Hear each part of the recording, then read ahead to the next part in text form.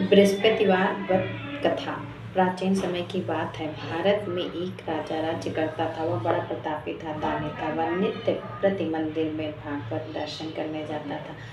वह ब्राह्मण और गुरु की सेवा किया करता था। उसके द्वार से कोई भी याचक निराश होकर नहीं लौटता था। वह प्रत्येक गुरुवार को व्रत करता एवं पूजन करता था। हर दिन गरीबों की सहायता करता था। परंतु यह बात उसकी रानी को अच्छी नहीं लगती थी। वह न व्रत करती और न ही किसी को एक भी पैसा दान में कर देती थी। वह राजा से भी ऐसा करने को मना किया करती थी। एक समय की बात है। राजा शिकार खेलने वन को चले गए। घर पर रानी और दासी थी। उस समय गुरु बृहस्पति साधु का रूप धारण कर राजा के दरवाजे पर भिक्षा मांगने आए। साधु ने रानी से भिक्षा मांगी तो वह कहने लगी, हे साधु महाराज, मैं इस दान और पुण्य से तंग आ गई हूँ। इस कार्य के लिए तो मेरे पति देव भी बहुत हैं। अब आप ऐसी कृपा करें कि सारा धन नष्ट हो जाए तथा मैं आराम से रह सकूं। साधु रूपी बृहस्पति देव ने कहा, हे देवी, तुम बड़ी विचित्र हो। संतान और धन से कोई दुखी नहीं होता है।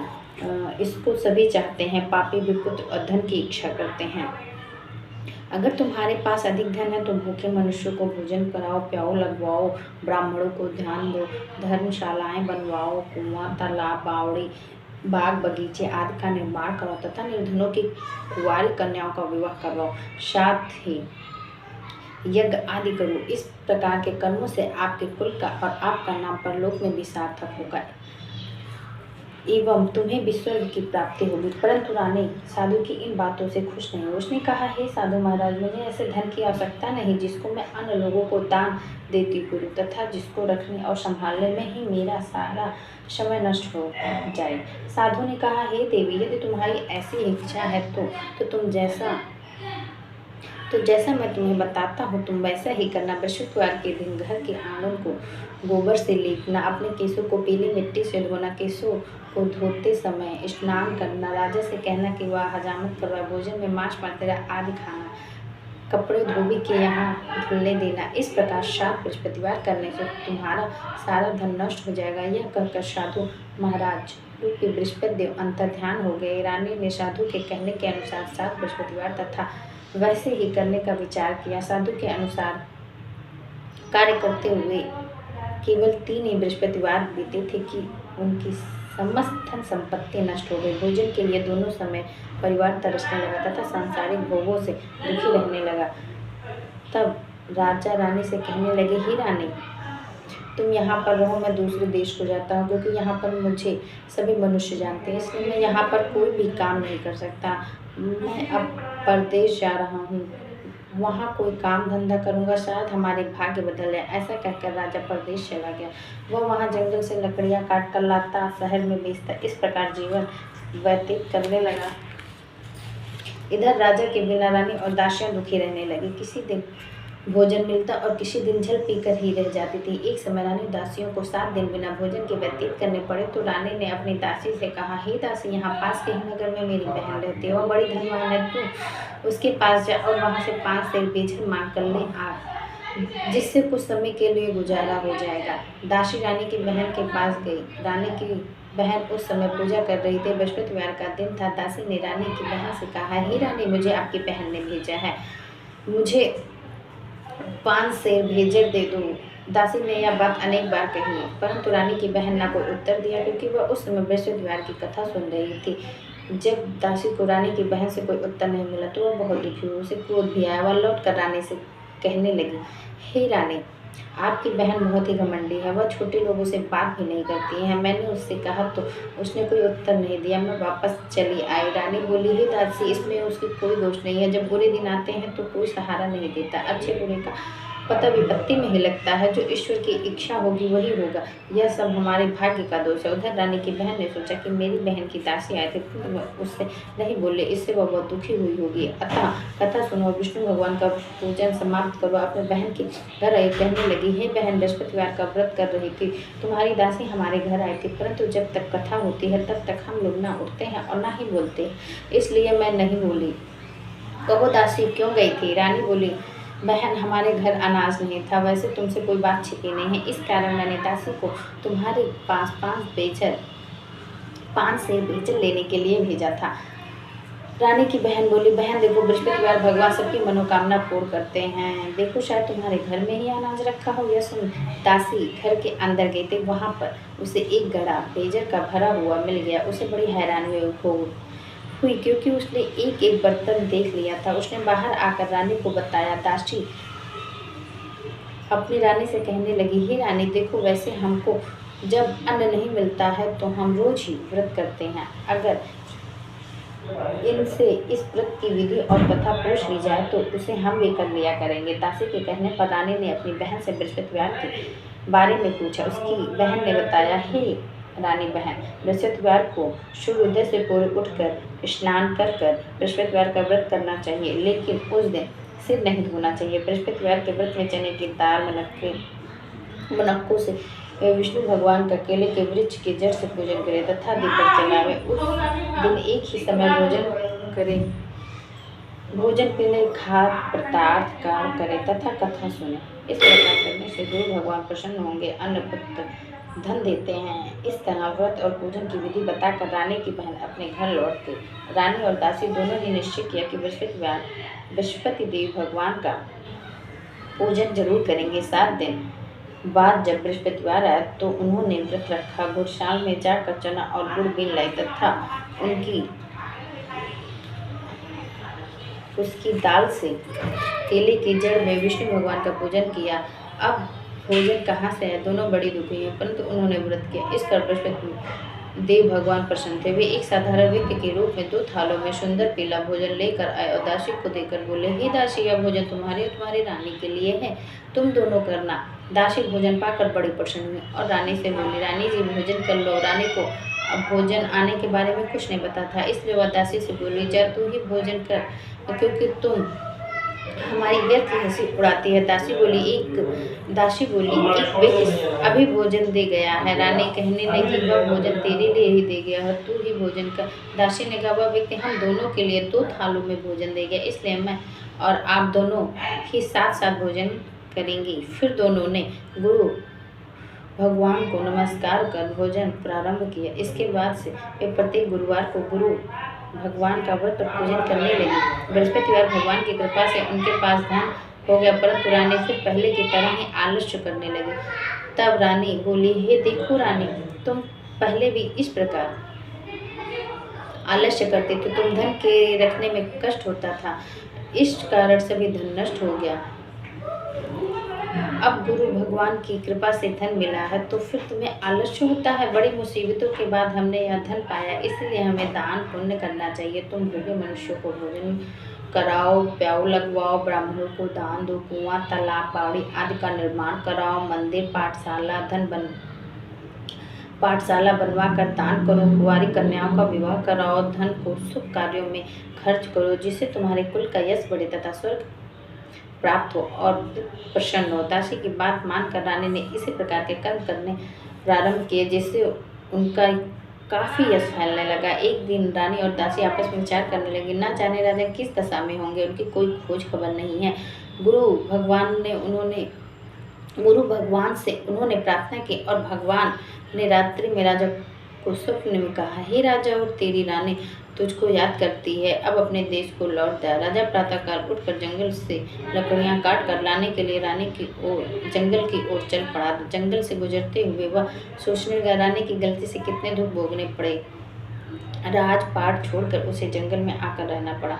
जंगल में लकड़ियां काट कर उन्हें बेचकर गुजारा करना पड़ा। उसी समय उस जंगल में बृहस्पति देव एक साधु का रूप धारण कर आए और राजा के पास आकर बोले, ही लकड़हारे, तुम्हें इस सुनसान जंगल में किस चिंता में बैठे हो, मुझे बतलाओ। यह सुन राजा के नेत्रों में जल भर आया और साधु की वंदना कर बोला, हे प्रभु, आप सबको जानने वाले हैं। इतना कहकर राजा ने साधु को अपनी संपूर्ण कहानी सुना दी। महात्मा तो स्वभाव से ही दयालु होते हैं। वे राजा से बोले, हे राजा, तुम्हारी पत्नी ने बृहस्पति देव के प्रति अपराध किया था, जिसके कारण तुम्हारी यह दशा हुई। अब तुम किसी प्रकार की चिंता मत करो, भगवान तुम्हें पहले से अधिक धन दिए। देखो, तुम्हारी पत्नी ने बृहस्पति देव का व्रत करना प्रारंभ कर दिया है। अब तुम बृहस्पतिवार का व्रत करके चने की दाल व गुड़ और जल को एक लोटे में एक लोटे में डालकर केले के पत्ते से भगवान विष्णु का पूजन करो, फिर कथा कहो या सुनो।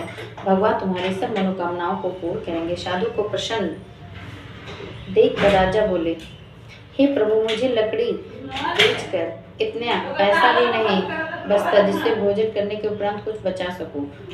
मैंने रात्रि में अपने रानी को व्याकुल देखा। मेरे पास कोई साधन नहीं जिससे समाचार जान सकूं। फिर मैं बृहस्पतिवार की कौन सी कहानी कहूँ या सुनूं? मुझको तो कुछ भी मालूम नहीं। साधु ने कहा, हे राजा, तुम किसी बात की चिंता मत करो। बृहस्पतिवार के दिन तुम रोजाना की तरह लकड़ियां लेकर शहर में जाओ। तुम्हें रोज से दुगना धन प्राप्त होगा, जिससे तुम भली भांति भोजन कर लोगे तथा बृहस्पति देव की पूजा का सामान भी आ जाएगा। बृहस्पति देव की कथा इस प्रकार है। बृहस्पति देव की कथा। प्राचीन काल में एक बहुत ही निर्धन ब्राह्मण था। उसकी कोई संतान थी। वह नित्य पूजा पाठ करता था, परंतु उसकी स्त्री बहुत मलिनता के साथ रहती थी। वह न स्नान करती थी, न किसी देवता का पूजन करती। प्रातःकाल उठते ही सर्वप्रथम भोजन करती, बाद में कोई अन्य कार्य करती। ब्राह्मण देवता बहुत दुखी रहते थे। पत्नी को बहुत समझाते, किंतु इसका कोई परिणाम नहीं निकलता। भगवान की अनुकंपा से एक समय उस ब्राह्मण की पत्नी गर्भवती हुई और 10वें महीने एक सुंदर कन्या को जन्म दिया। निर्धन ब्राह्मण कन्या के जन्म से बहुत दुखी हुए। धीरे धीरे ब्राह्मण की कन्या बड़ी होने लगी। बचपन से ही उस कन्या की रुचि भगवान विष्णु की पूजा में थी। वह प्रातः उठते ही स्नान आदि करके भगवान विष्णु की पूजा करने मंदिर में जाती थी। बृहस्पतिवार को व्रत करती थी, विधिवत पूजा पाठ करती थी। पूजा पाठ के बाद वह पढ़ने के लिए पाठशाला की जाती थी। घर से चलते हुए वो मुट्ठी भर जौ साथ लेकर जाती थी और पाठशाला के रास्ते में थोड़े थोड़े जौ गिराती जाती थी। जब वह पाठशाला से घर लौटती तो जौ के वह दाने सोने में बदलते हुए मिलते थे। लड़की सभी सोने के दाने बीन लाती थी। एक दिन जब वह सोने के दानों को साफ कर रही थी तो उसकी माँ ने कहा, बेटी, सोने के दाने साफ करने के लिए सोने का सूप भी होना चाहिए। अगले दिन बृहस्पतिवार था। उसने भगवान विष्णुदेव की पूजा करते हुए प्रार्थना की, हे प्रभु, यदि मैंने आपका व्रत विधिवत किया हो तो मुझे सोने का सूप दे दो। भगवान बृहस्पति देव ने उसकी मनोकामना पूरी करने का वचन दिया। पाठशाला से लौटते समय उसे रास्ते में सोने का सूप पड़ा हुआ मिला। वह लौटकर सोने का सूप अपनी माँ को दिखाकर वह सोने के दाने साफ करने लगी। उसी समय नगर का राजकुमार उसके घर के पास से गुजरा। उस सुंदर लड़की को सोने के सूप में जो साफ करते देख राजकुमार उस पर मोहित हो गया। महल में लौटकर राजकुमार ने राजा से उस लड़की से विवाह करने की इच्छा प्रकट की। तो राजा ने ब्राह्मण को महल में बुलाकर राजकुमार से उसकी लड़की की विवाह की बात कही। ब्राह्मण तैयार हो गया। धूमधाम से उस लड़की का विवाह राजकुमार से हो गया। दुल्हन बनकर ब्राह्मण की लड़की महल में चली गई। लड़की के चले जाने से ब्राह्मण फिर निर्धन हो गया। उसे कई कई दिन भोजन भी नहीं मिलता था। बहुत दुखी होकर ब्राह्मण एक दिन अपनी लड़की के पास गया। उसने अपने पिता से निर्धनता का समाचार सुनकर उसे बहुत सा धन देकर पिता को विदा किया। उस धन से ब्राह्मण के कुछ दिन तो आराम से गुजर गए, लेकिन जल्द ही फिर भूखों मरने की हालात हो गए। ब्राह्मण अपनी लड़की से धन लेने के लिए फिर महल में पहुंचा। लड़की ने पिता की हालात देखकर कहा, पिताजी, आखिर आप कब तक मुझसे धन लेकर जीवन यापन करेंगे? आप कोई ऐसा उपाय क्यों नहीं करते जिससे आपका घर धन संपत्ति से भर जाए? ब्राह्मण ने कहा, मैंने तेरी माँ को बहुत समझा लिया, पर उसकी समझ में कुछ नहीं आता। उसका फोड़पन नष्ट हो तो घर की निर्धनता भी दूर हो जाए। तब कुछ सोचकर लड़की ने पिता से कहा, पिताजी, आप कुछ दिनों के लिए माँ को मेरे पास छोड़ जाओ। तब कुछ सोचकर ब्राह्मण पत्नी को लड़की के पास महल में छोड़ आए। लड़की ने अपनी माँ से कहा, माँ, तुम कल प्रातःकाल उठकर स्नान आदि कर भगवान विष्णु जी की पूजा अवश्य करना।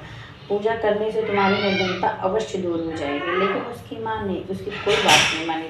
तब क्रोधित होकर लड़की ने अपनी माँ को एक कक्ष में बंद कर दिया। सूर्योदय के समय माँ को उठाकर जबरदस्ती उसे स्नान कराया और फिर मंदिर में ले जाकर भगवान बृहस्पति देव की पूजा कराई। कुछ दिनों तक ऐसा करने से माँ की बुद्धि में परिवर्तन हुआ।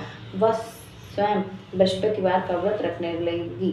उसके व्रत करने से बृहस्पति उसके व्रत रखने से ब्राह्मण के घर में भगवान विष्णु के अनुकंपा से धन की वर्षा होने लगी। दोनों पति पत्नी धन संपत्ति पाकर आनंद पूर्वक जीवन यापन करने लगे। विष्णु धाम को चले गए। लड़कहारा बलि राजा ने उस साधु से भगवान बृहस्पति देव की यह कथा सुनकर बृहस्पतिवार का व्रत करके भगवान विष्णु की पूजा की। उस दिन से उसकी सभी कलेश दूर हो गया, लेकिन अगले बृहस्पतिवार को कामकाज में अधिक व्यस्त रहने के कारण उसने भगवान बृहस्पति देव जी का व्रत नहीं किया। भगवान बृहस्पति लकड़हारे से क्रोधित हो गए और उसे एक भूल की सजा दी। उस दिन नगर के राजा ने नगर में घोषणा करके सबको सूचित किया, प्रत्येक नागरिक मेरे महल में भोजन करने आए, जो नहीं आएगा उसे अपराधी मानकर भारी दंड दिया जाएगा। लकड़हारा बने राजा ने उस नगर के राजा की घोषणा तो सुनी, लेकिन जंगल से लकड़ी काट कर लाने उसे बेचने में दूर हो जाने के कारण वह समय पर महल में भोजन करने नहीं जा सका। अतः राजा के सैनिक लकड़हारे को पकड़कर महल में ले आए। राजा ने उसे महल के एक कक्ष में बैठाकर भोजन कराया। उस कक्ष में एक खूंटे पर रानी का सोने का हार लटका हुआ था। लकड़हारा अकेले उस कक्ष में भोजन कर रहा था। तभी से उसमें एक अचानक आश्चर्यजनक घटना घटी। देखते ही देखते वह खूंटी हार को निगल गई। थोड़ी देर के बाद राजा ने हार को गायब देखा तो लकड़हारे को कारावास में डाल दिया। लकड़हारा मन ही मन अपने भाग्य को कोसने लगा। तभी उसे जंगल में मिले साधु का स्मरण हो आया। थोड़ी देर में भगवान बृहस्पति देव सन्यासी के रूप में उसके पास प्रकट हो गया। हे लकड़हारे, तूने भगवान बृहस्पति देव की पूजा नहीं की, इसी कारण तुम्हें कष्ट हुआ है। लेकिन अब चिंता मत करो, बृहस्पतिवार के दिन कारागार के दरवाजे पर तुम्हें कुछ पैसे पड़े वे मिलेंगे। उन पैसों से भगवान बृहस्पति देव का व्रत करके उनकी पूजन अर्चना करना तो तुम्हारे सभी कष्ट दूर नष्ट हो जाएंगे। बृहस्पतिवार के दिन दरवाजे पर पड़े मिले पैसों से चने और गुड़ मंगाकर लकड़हारे ने बृहस्पतिवार की कथा कही तो भगवान बृहस्पति देव ने प्रसन्न होकर उस नगर के राजा को स्वप्न में लकड़हारे के कारागार से मुक्त करने को कहा। सुबह राजा ने अपने कक्ष में आकर देखा तो खूंटी पर रानी का हार लटका हुआ था। राजा ने लकड़हारे को मुक्त कर दिया, उसे धन और आभूषण देकर विदा किया। लकड़हारा बना राजा उस नगर से चलकर अपने नगर में पहुंचा तो उस नगर में कुएं, धर्मशाला, बाग बगीचे देखकर वह बहुत प्रसन्न हुआ। राजा ने किसी से पूछा, ये कुएं धर्मशाला किसने बनाए? सबने उसे बताया कि ये सब रानी और उसकी दासी ने बनवाए हैं। राजा महल में पहुंचा तो रानी ने उसका भव्य स्वागत किया। ये सब रानी और उसकी दासी ने बनवाए हैं, स्वागत किया। तब राजा ने निश्चय किया कि सप्ताह में एक बार तो सभी बृहस्पतिवार का व्रत पूजन करते हैं, परंतु मैं प्रतिदिन व्रत किया करूँगा तथा दिन में 3 बार कथा कहा करूँगा। अब राजा हर समय दुसाले में चने की दाल बांधे रहता तथा दिन में 3 बार बृहस्पति देव की कथा कहता। कुछ दिनों के बाद राजा को अपनी बहन की याद आई। एक दिन घोड़े पर सवार होकर राजा अपनी बहन से मिलने चला गया। अभी राजा नगर के बाहर पहुंचा ही था कि उसने कुछ दिनों लोगों को एक शव को ले जाते हुए देखा। राजा को स्मरण हो आया कि आज उसने किसी को बृहस्पतिवार का व्रत कथा नहीं सुनाई है। राजा ने उन लोगों को रोक कर कहा, भाइयों, आप शव ले जाने से पहले मुझसे बृहस्पतिवार की कथा सुन ले। लोगों ने राजा पर क्रोधित होते गया, तुम पागल हो क्या? लेकिन कुछ बड़े बूढ़े लोगों ने कहा कि अच्छा भाई, आज साथ में चलते चलते तुम अपनी कथा भी सुना लो।